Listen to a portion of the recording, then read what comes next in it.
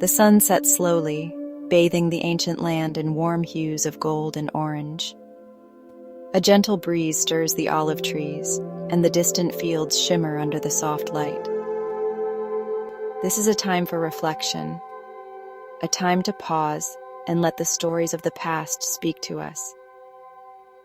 Tonight, we delve into the tale of Ruth, a story of enduring love, steadfast loyalty, and unshakable faith. Imagine yourself walking along a quiet path, the soft crunch of dirt underfoot as this timeless story gently unfolds.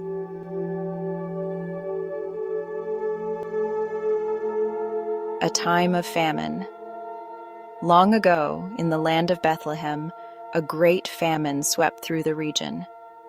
The once plentiful fields lay barren, and the people of the town struggled to find food. In desperation, a man named Elimelech made the difficult decision to leave his homeland. With his wife, Naomi, and their 2 young sons, Mahlon and Chilion, he traveled to the land of Moab, where food was more abundant. For a time, the family settled in Moab, and life seemed to improve. The boys grew into young men and eventually married Moabite women, Ruth and Orpah. Naomi began to find joy again, even in this foreign land. But then, tragedy struck. First, Elimelech passed away, leaving Naomi a widow in an unfamiliar place. Though grief filled her days, Naomi found solace in her sons and their wives. But sorrow returned again. Both Mahlon and Chilion also passed away, leaving Naomi, Ruth, and Orpah alone. In a matter of years, Naomi had lost everything: her husband, her sons, and her sense of stability.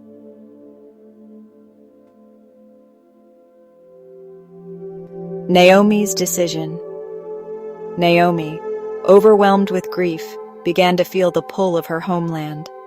She heard whispers that the famine in Bethlehem had ended and that the Lord had blessed the land once again with abundant harvests. Deciding she had no reason to remain in Moab, she made plans to return to her people. One morning, Naomi called Ruth and Orpah to her side. The 3 women stood together in the quiet of the early dawn, the air heavy with unspoken emotion. Naomi's voice trembled as she spoke. "My daughters, you have been kind to me and to my sons, but I have nothing left to offer you. Return to your families and begin new lives. May the Lord deal kindly with you as you have dealt with me."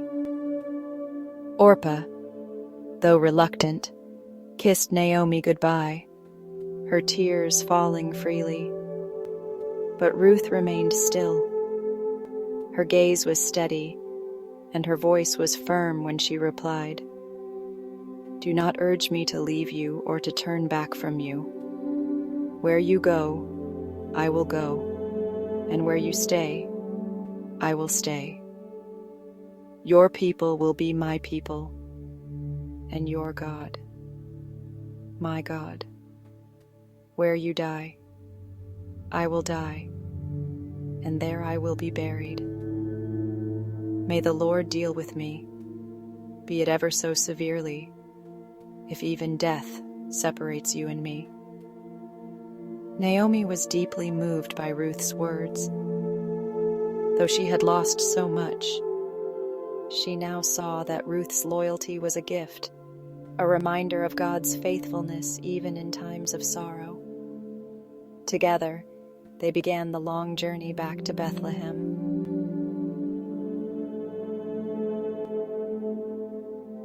The journey to Bethlehem.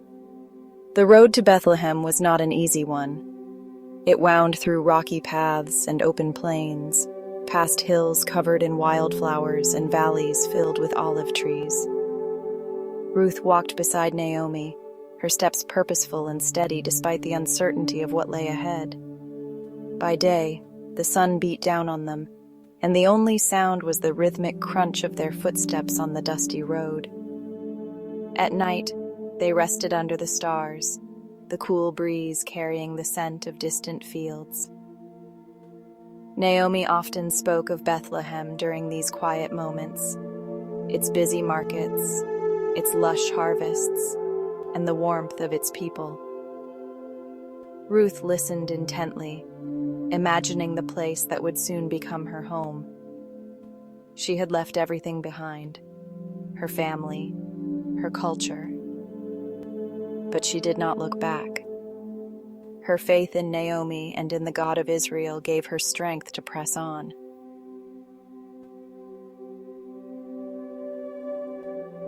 When Naomi and Ruth arrived in Bethlehem, the town was alive with the hum of harvest season. Workers filled the fields, their laughter and voices carrying on the wind. Women gathered at the well, sharing news and greeting one another warmly. As Naomi walked through the streets, the townspeople began to recognize her. Whispers spread quickly. "Is this Naomi?" they asked, their voices filled with curiosity and pity.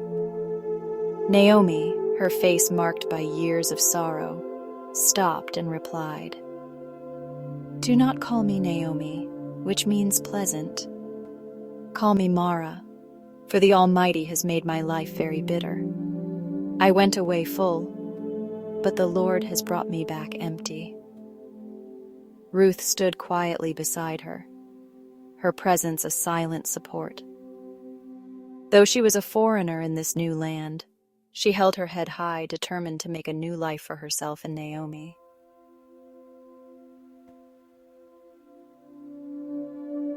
The days passed, and Ruth decided to take action.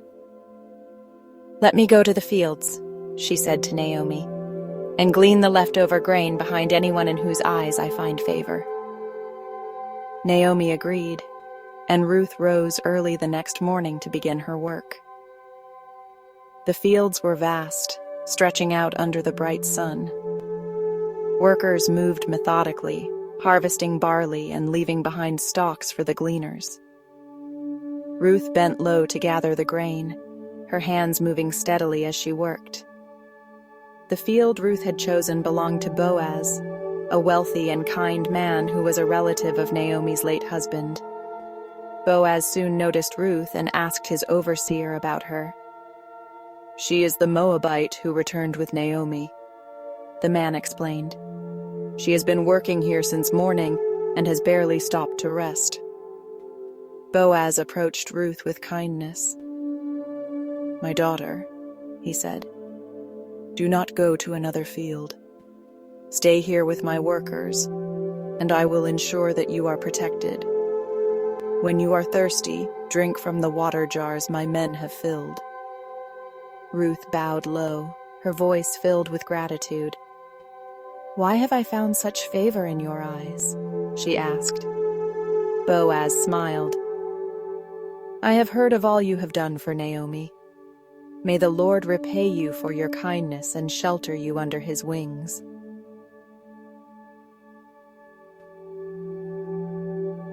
As the days turned into weeks, Ruth continued to glean in Boaz's fields. Her diligence and humility did not go unnoticed, and Boaz admired her greatly. Naomi, too, began to see the possibilities of a brighter future. One evening, Naomi spoke to Ruth about Boaz's role as a kinsman redeemer, a relative who could restore their family's inheritance and provide for them. Following Naomi's advice, Ruth approached Boaz at the threshing floor. She waited until he was resting and then quietly lay at his feet, a gesture of trust and submission.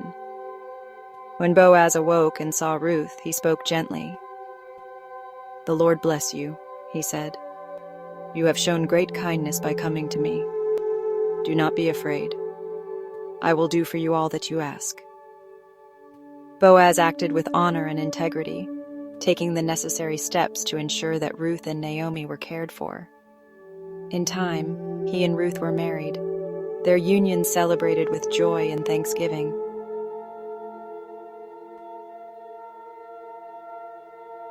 Ruth and Boaz were blessed with a son, Obed, who became the grandfather of King David.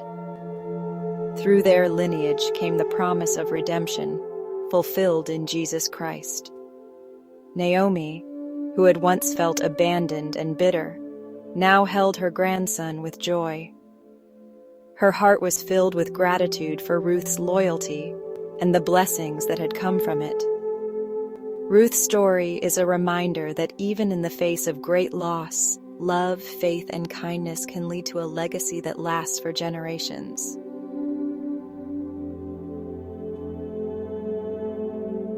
As the story of Ruth comes to an end, let its lessons linger in your heart. Ruth's quiet strength and unwavering devotion remind us that even in the darkest times, faith and love can light the way.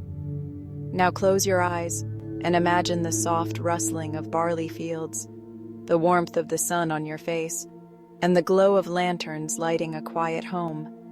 Let the peace of this story guide you into restful sleep, knowing that even small acts of kindness can create ripples of hope and blessings. Experience God's love and encouragement every day with the Daily Grace YouTube channel. Join us for inspiring Bible stories, devotionals, and messages that bring peace and faith into your life. Subscribe now at youtube.com/at Jehovah Jireh my provider.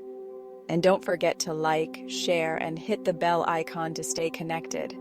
Let's grow in grace and walk in faith together, one day at a time.